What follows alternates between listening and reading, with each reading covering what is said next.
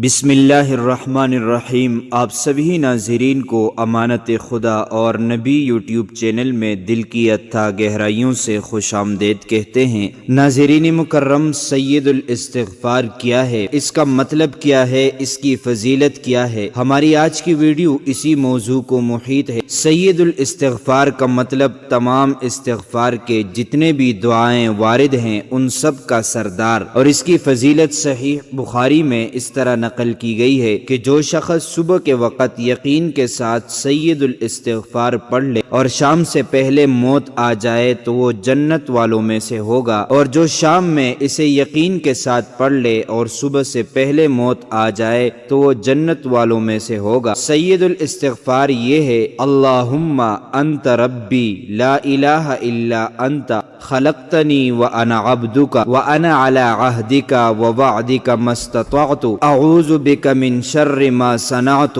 ابوء لک بنعمتک علی وابوء لک بذنبی فاغفر لی فانہ لا یغفر الذنوب الا انت۔ یہاں تک کہ الفاظ بخاری شریف میں ہیں، آگے کے الفاظ دوسری احادیث کی کتب میں موجود ہیں۔